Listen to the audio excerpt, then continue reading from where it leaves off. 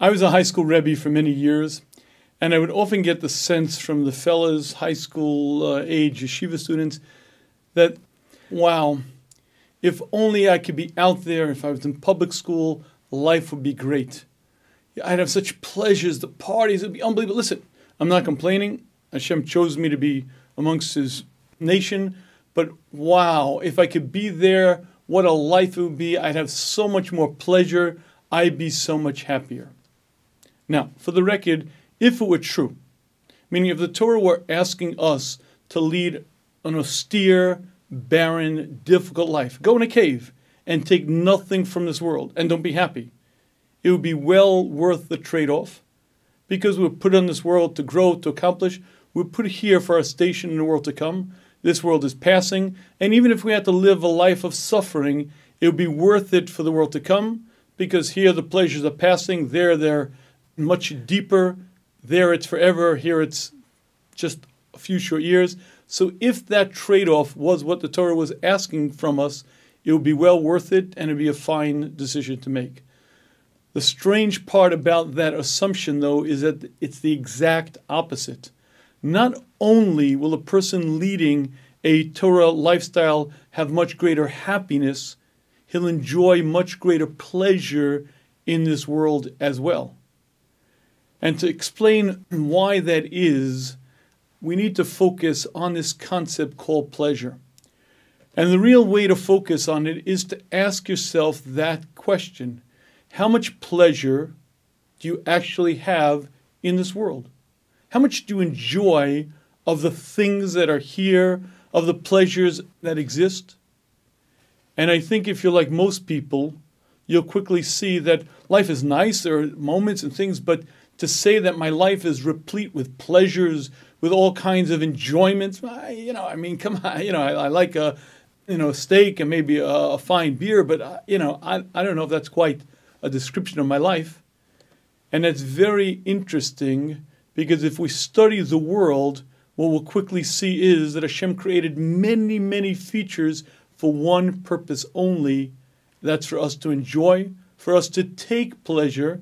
And part of the question is going to be, why, in fact, don't we enjoy the world as we should? And to begin this exercise, let me give you a mashal, a parable. Imagine the following. Imagine a man, 35 years of age, becomes blind. He lived his whole life with sight, but suddenly he loses his sight, and he's now blind, living now in total darkness. And he lives that way day after day, week after week. He begins to recreate a life for himself. He learns how to navigate. He learns how to get around. He learns how to do the things that he needs to do now in a world of total blackness. And he lives that way for 10 years. Finally, after this very long period of time, he hears about a procedure. It's experimental, but they explain to him they can reconnect his optic nerve. He may die in the process, but if the operation is successful, he'll regain his sight. He decides to undergo the operation. He goes to the hospital. They put him under anesthetic. And for 10 hours, they're doing the operation. And finally, he wakes up. He wakes up, and he's now going to open his eyes. And he's now going to know whether he's going to see or remain in a world of utter blackness. And I want you to imagine that moment, with the doctors gathered at the foot of his bed, with his family around. The nurse peels off one bandage, then peels off a second. He opens his eyes, and he sees colors, depth, shadows, faces of his family he hasn't seen in years. He looks out the window, and he sees grass, he sees trees, he sees the sky. With tears in his eyes, he turns to the doctor and says, "Doctor, doctor, what could I ever do to repay you for this gift you've given me, this gift of sight?"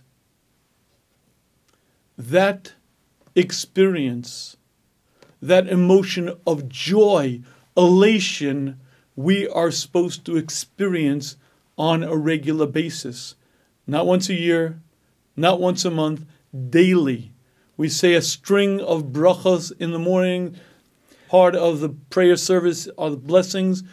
One of them is, thank you, Hashem, for the gift of sight that you've given me. And we thank Hashem for the gift of mobility, the gift of having all of my needs taken care of. And the reality is that we enjoy so much blessing, but we don't even begin to think about it. It's almost like we're not aware of it. And the only time that we become somewhat aware of the tremendous gifts that we have is if, heaven forbid, they're taken, then very quickly the complaints find their home. Hashem, why me? Of all the people on the planet, why did you choose me? But until that point, there was never a recognition of it being a bracha, never an awareness of it. And we human beings are a bit of a curious breed. We have hands with which to feel, fingers that have senses. I have sight, I have ears, I have my mobility. I have so much in my life, and my experiences are so rich, and it's rather strange that I never think about it. I never realize it. I never take stock as to how much it is that I should be enjoying this world, how much I could be, but we're just busy doing, and we never seem to enjoy it. And I think if you begin to focus on many of the features that Hashem created in this world, you'll quickly see that they were created for one purpose, for us to enjoy. Let me share with you an observation. One of the most pivotal questions that a human being can ask is, what did it look like the moment before creation? Right? Hashem said, Vayihi, it should be. And everything came into existence. The cosmos, 100 billion galaxies, each containing 100 billion stars. But there was a moment before. What was it like the moment before? And if you think about that key moment, what you'll quickly realize is the moment before creation, there was nothing. Absence of physicality, absence of matter, absence of anything. And the reason why that's so pivotal is because then you recognize that everything that Hashem brought forth had no model, had nothing that it was patterned after. Everything Hashem created, Hashem made from scratch. And when you think about that, you should start asking some penetrating questions. Why is it that Hashem made the world the way He did? Let me share with you an example. In the world we live in, there's something called color. Tremendous arrays, different gradation, hues, shades. Why did Hashem create color? You don't need color. If the world were created for utilitarian, functional purposes, the grayscale would have functioned very well. When I was a kid growing up, TV was black and white. And you could watch the whole human drama, the entire sequence, in the shades of gray.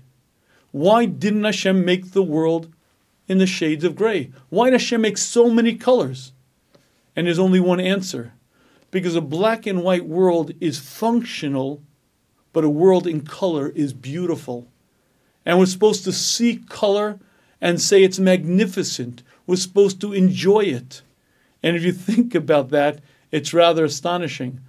Microsoft Word brags now that in their color palette, you have the choice of 16 million shades of color. And if you look out at the sky, if you look out at an ocean, if you look out at the trees in the summer, you see such beautiful shades, hues, and gradations. And you're supposed to say, that's magnificent. It's beautiful. And you're supposed to recognize that all of that was brought forth for our enjoyment, not for its functional use, not for something that it would accomplish, but just so that we should enjoy it. And so many things in this world were created strictly for that purpose. It was Shavuos, and I try to stand up during Shacharis davening, because if you stay up the whole night, I usually manage somehow to fall asleep. So I stand during davening Shavuos morning.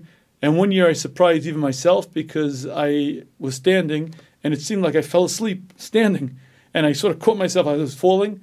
And when I opened my eyes, I started laughing. Why? Because in shul, right by the bima, was a large bouquet of flowers.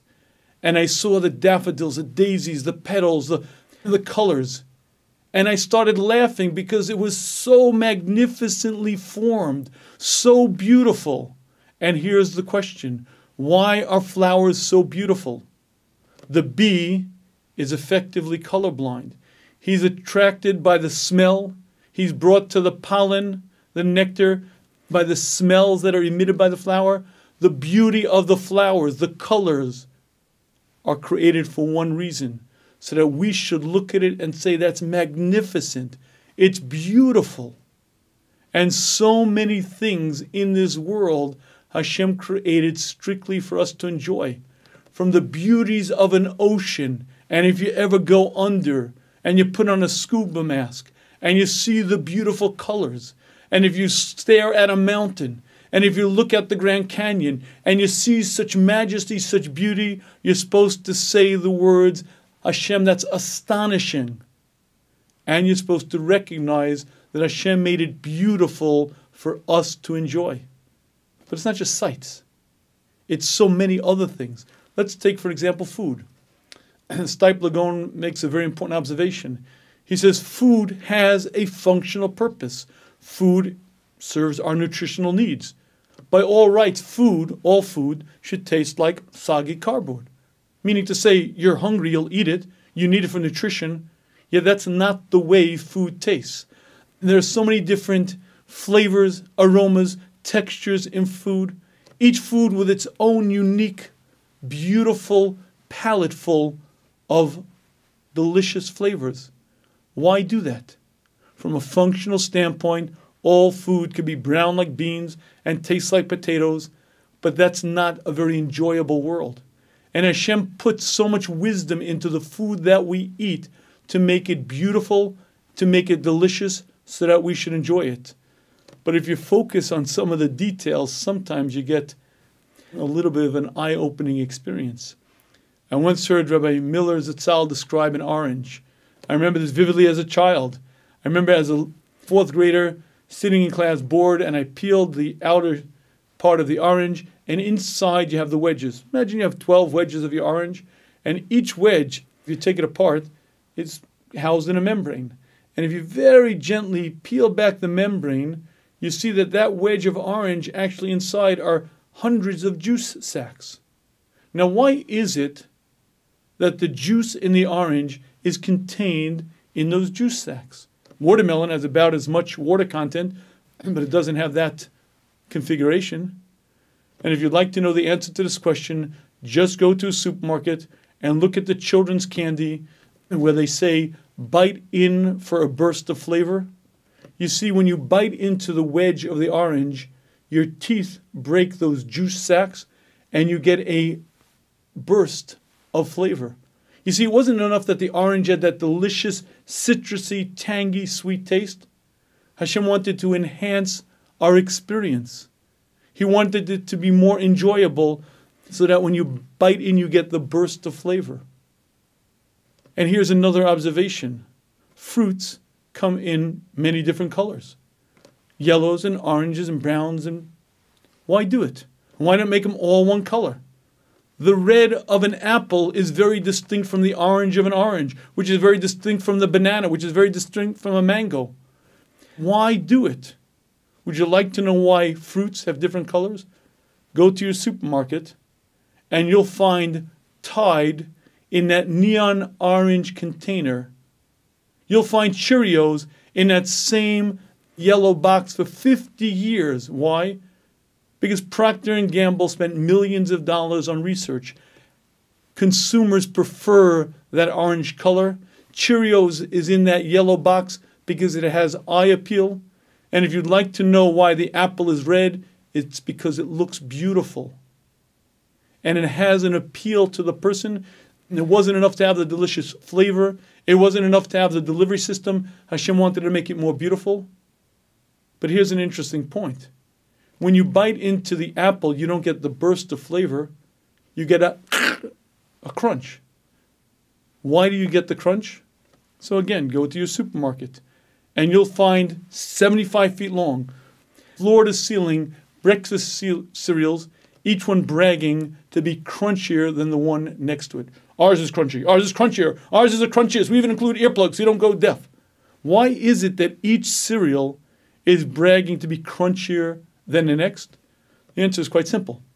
When you sit down to your bowl of Kellogg's cornflakes and you crunch, there's an enjoyment. My kids, if you put the milk in 2 minutes before it's soggy, I can't drink it. You see, there's a certain enjoyment that you get when you bite into that apple. So Hashem designed the cellular walls to be brittle so that when you bite into the apple, you get that crunch, and the banana is mushy and the mango has its texture. It wasn't enough that there was a color differentiation. It wasn't enough that the tastes were distinct. And it wasn't enough just that the delivery system, each part of it was carefully planned, carefully made to happen. But here's one more step of observation. Let's go back to that orange for a minute.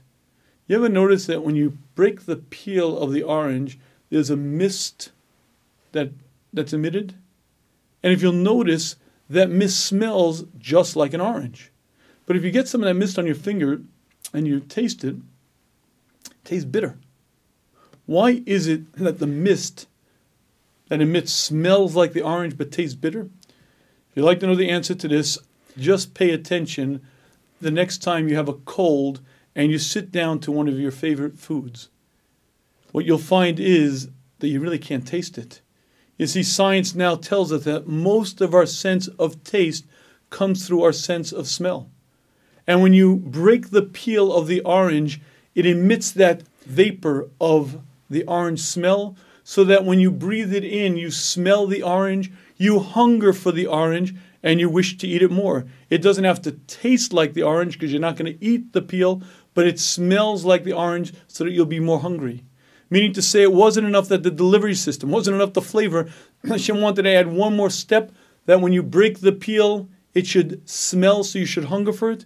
Meaning Hashem micro-encapsulated tiny little scent fragrance in the peel of that orange to enhance your enjoyment of that. And if you think about the different foods that we eat and the different things that we experience, you should be astounded. A simple vegetable salad that we eat has so much going on there that we should be so distracted by it that we can't even talk.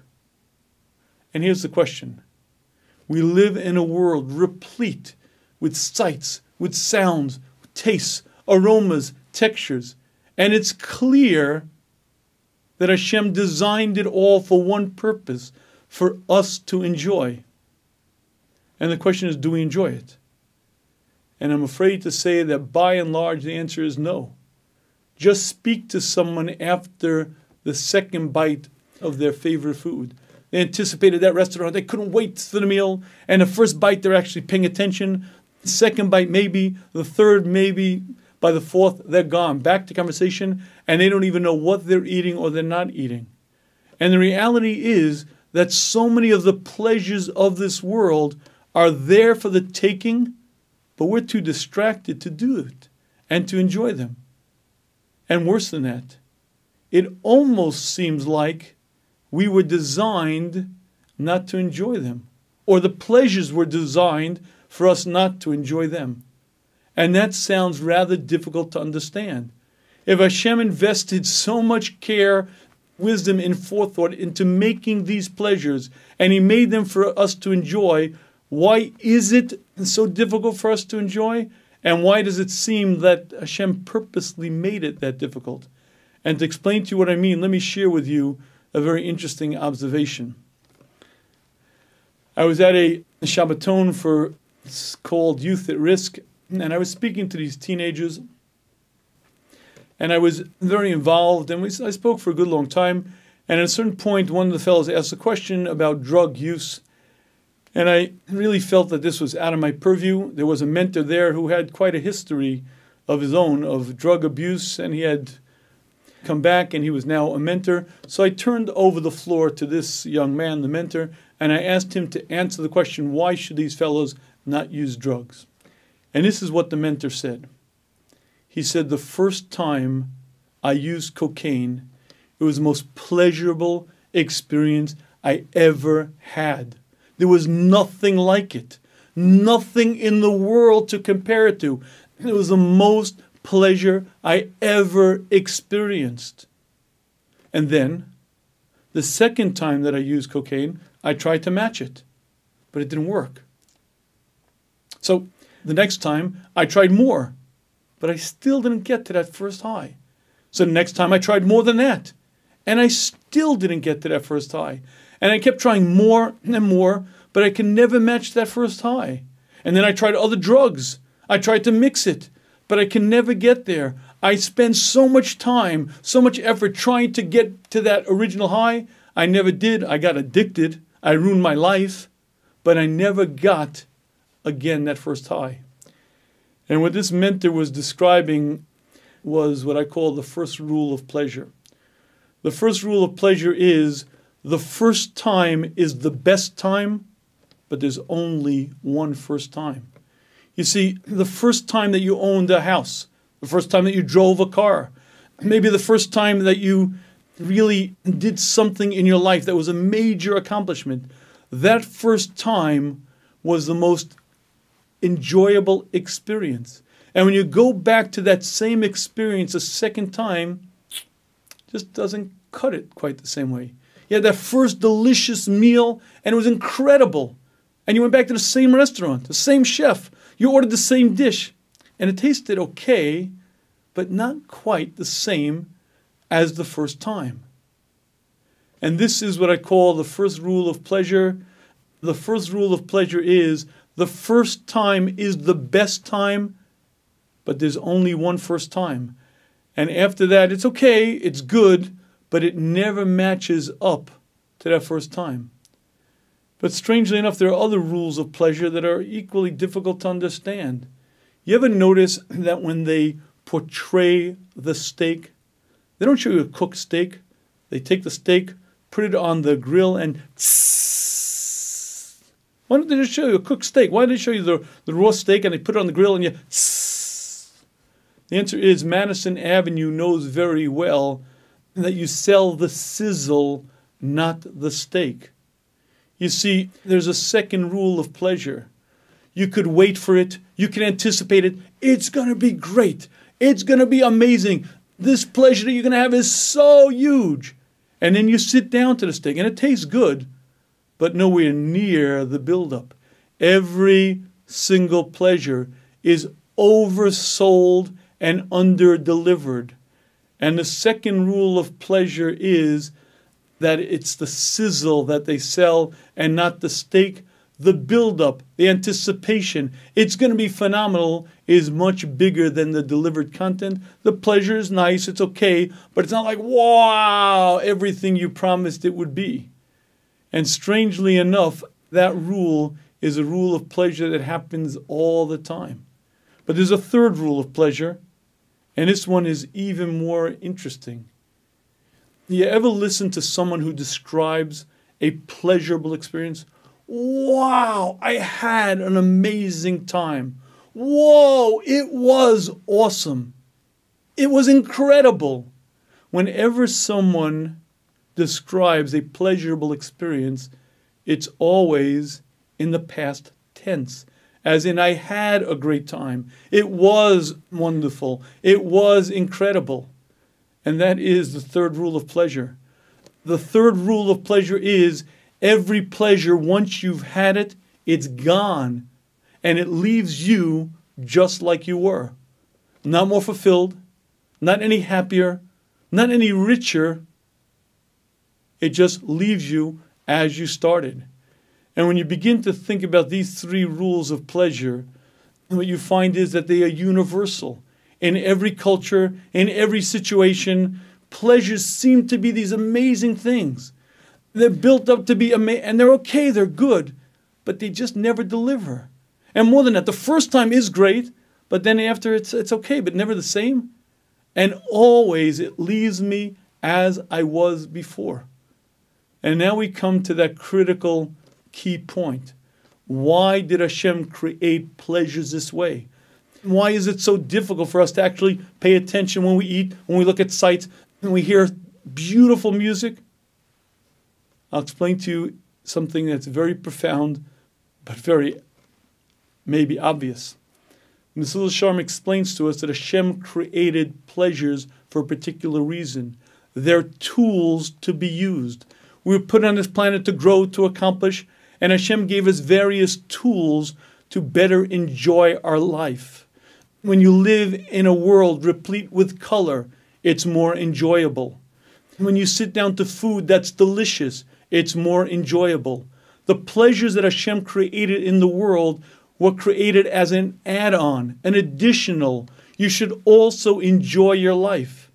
And the only time that people get into trouble in this area is when they make the pursuit of pleasure their goal.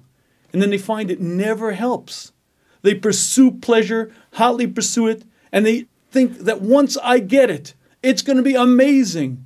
And more than that, I'll be happy. And it leaves them as empty as they were before. Would you like to know why it is that the human being has such a difficult time being happy? Because people pursue everything but happiness in an attempt to gain happiness. They pursue pleasures. Yes, when I get this pleasure, I'm going to be happy. When I get this thing, I'm going to finally be happy. And as strange as it sounds, we all do it. We all think that way. And you could watch the human misuse pleasures all the time. And when you do, guess what happens? They don't accomplish anything. You don't even really enjoy it. You certainly don't use it for what is intended. And your intention of I'm going to gain happiness, guess what? Doesn't happen. Remember last time we discussed that everyone has their list, I'll be happy when? If you'll notice, there's always something at the end. I'll be happy when I make a lot of money. I'll be happy when I get that promotion. I'll be happy when I get married. I'll be happy when I have children. And lo and behold, they get married. And it's wonderful. It's great. But they're the same person after being married as they were before. And once I get a promotion, I'll make a lot more money. It'll be great. And they make a lot more money. And guess what? They're now where they were before. They didn't change. They didn't become a different person. And when you attempt to use pleasures to find satisfaction in life, to find fulfillment in life, to find happiness in life, well, guess what? It doesn't work. But it doesn't work not by accident. It doesn't work because that's not what pleasures were designed for. Pleasures were designed by Hashem for us to enjoy this world. And we're supposed to use them. We're supposed to use them as tools. We're supposed to use them to better enjoy this world. And what I'd like to share with my young yeshiva friends who believe that the Torah wants us to lead a austere, barren life, completely, utterly false. There are religions like that, aesthetic religions, but that's not Judaism. We're supposed to enjoy this world because Hashem created these things for our enjoyment. But they're tools to be used. Tools to be used to give me yeshiva das. Tools to be used because when you live a life that's enjoyable, you're more relaxed, you're better able to serve Hashem, you're better able to do what you're put on the planet to do. But you're supposed to use those tools. And tools to be used for their intended purpose. And there's another element of these tools that has an interesting effect. There's a halacha that Erev Pesach, we don't eat after a certain point. You're supposed to stop eating Erev Pesach at a certain point. Why? So that the matzah that you're going to eat at night, at the Seder, should be l'te'ovon, should be eaten with an appetite. And Rashi on the Mishnah explains why. Why did Chazal institute that you have to stop eating early on Erev Pesach, so that you should come in to eat that matzah l'te'ovon? Explains Rashi, because it's a hidur mitzvah. It makes the mitzvah more beautiful. It adorns the mitzvah. Therefore, you should eat it with an appetite. Now, if you look at that Rashi, you may say, that's very difficult to understand. Hidur mitzvah? You mean I should eat it like an animal with a hungry? That's not a hidur mitzvah. Should be full, and you eat that matzah completely to serve Hashem, completely because it's a mitzvah. What do you mean I should be hungry and wolf it down like a hungry? That doesn't make sense. But if you look in the Rishonim, they explain to us what these concepts mean. The Sefer Chinuch explains that Chazal instituted wine by Kiddush. From a Torah's perspective, Friday night, you say the words, Shabbos is holy, Shabbos is Kodesh, and you fulfill the mitzvah. Chazal put those words on a cup of wine. Why? because it explains the Sefer Chinuch, wine is precious to a person, wine is enjoyable to a person, and when you hold up that cup of wine, it adds a dimension to your Kiddush. You become attached to it, you become more involved in it, it pulls you to that activity. And would you like to know a major function of pleasures in this world? It attaches us to different things. When you eat the matzah with an appetite, you're more attached to it. When you make kiddush on wine and it tastes delicious, it attaches you more to that mitzvah. You're using it as a tool. You're using it as a bonding tool. It's connecting you to that. And I'd like to share with you one more observation that I believe bears being said. When a husband and wife are together, that is one of the holiest acts in creation. But it's not just an issue of having children, and not just an issue of releasing desire. It's much more than that. The Ramban explains to us that it's creating a connection, a bond between husband and wife. And it's specifically the pleasure that is gotten that creates that connection. And it's very interesting to note that there is a nida time period, 2 weeks on, 2 weeks off. And when a young man first gets married, he says to himself, oh my goodness, I waited all this time, now I finally have a wife, and now it's 2 weeks on, 2 weeks off. This is torture. This religion is oppressive. And Rabbi Meir explains one of the tamim, one of the underlying reasons for these halachas, so that once a month, a kala should come back, a wife should come back to her husband like a kala under the chuppah. You see, when there's a 2-week separation period, the desire builds, there's more appetite, and when they come together, it's supposed to be again like he took her when she was under the chuppah, that bonding, that connection. It's a renewal to the marriage, and it's a renewal of the bonding. And when you begin studying the Torah's systems, not only is it oppressive, it was designed by our Creator to allow us the maximal joy, enjoyment, and pleasures in this world.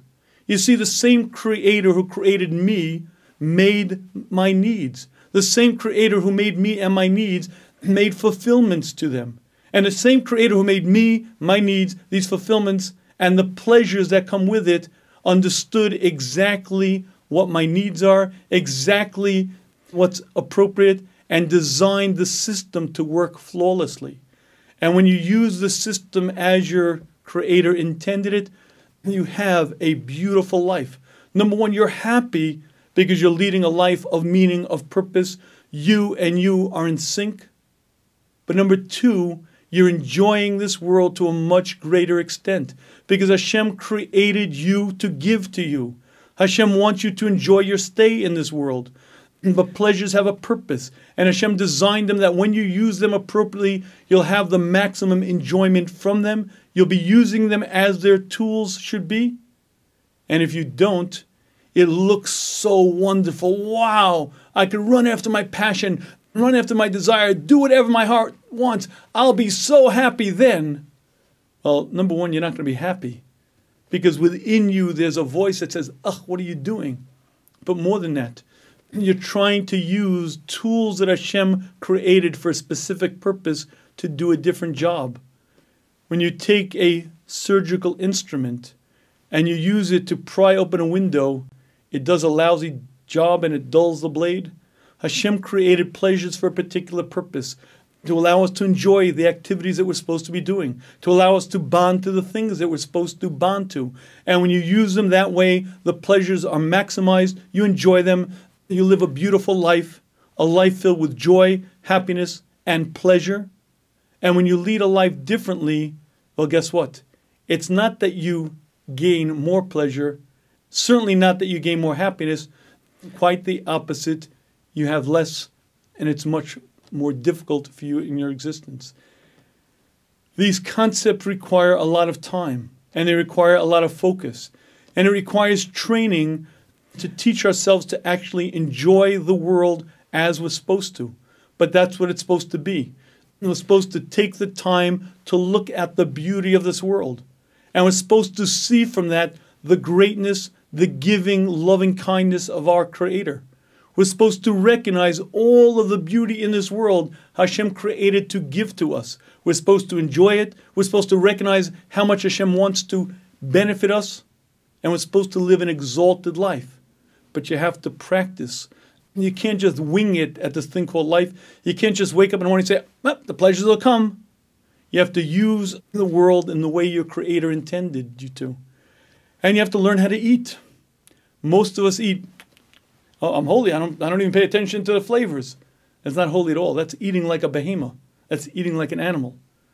And Hashem designed flavors in foods, aromas, textures. You're supposed to actually pay attention. And you're supposed to actually enjoy it. I don't eat for the flavor. I don't eat for the enjoyment. I eat because I'm supposed to, and it will give me strength, health, well-being, so that I'll be able to serve my Creator. But along the way, there are pleasures there, and I'm supposed to train myself to actually taste them, actually enjoy them. And I'm supposed to train my eye to see the beauty in the world, to train myself to see what a sunrise is, to look at it, take it in, memorize it, take a snapshot in my mind's eye, and then the next time that I daven, I have it there, and I daven a different davening. I'm supposed to experience pleasures in this world, and I'm supposed to experience tremendous enjoyment. However, it takes work. And I want to finish with one last step. There are 3 types of brachas that we make. One is a bracha, berachas a mitzvah. Before you do a mitzvah, Chazal instituted that we make brachas. Before you pick up a lulav, before you blow a shofar, there's a bracha that you make. That's called a berachas a mitzvah, a bracha on a mitzvah. There's also a different kind of bracha, a berachas hodah, a bracha of thanksgiving. You have a child, you have to thank Hashem, you make a blessing. You buy a new house, you make a blessing. Those are berachas hodah, brachas of thanksgiving. But there's a third category of brachas called berachas hanenin, brachas that we make when we benefit, when we eat, when we drink. Before we eat an apple, we make a ha'etz. Before we eat a banana, we make a hadama. Those are berachas hanenin. Those are brachas that we make because we are deriving pleasure from this world. The Mishnah Berurah, Siman Mem Vav, explains that those brachas that we make in the morning as part of Shachris are in the category of berachas hanenin. Those are blessings that we make because we're deriving benefit from the world. Before I open my eyes, I'm obligated to make a blessing because I'm going to benefit. I'm going to have hana. I'm going to have pleasure. When I move my legs, I'm supposed to then recognize Hashem created me with mobility. Zokif kefufim, Hashem, you allow people to stand upright. If the muscles in my back are pulled, I don't stand. And go to a nursing home and see what it's like to walk with a walker. Those brachas that we make, we're supposed to be making berachas hanenin, brachas on enjoyment, brachas on pleasures, and it's supposed to be an exercise in exactly that. I heard my Rebbe, the Rishiva Sal, once say that string of brachas that we say in the morning should be said with an outpouring of emotion. It should be a Mussar Seder. When you've done them, it should be, wow, Hashem, look what you've done for me. I have hands and legs, eyes and ears to hear with.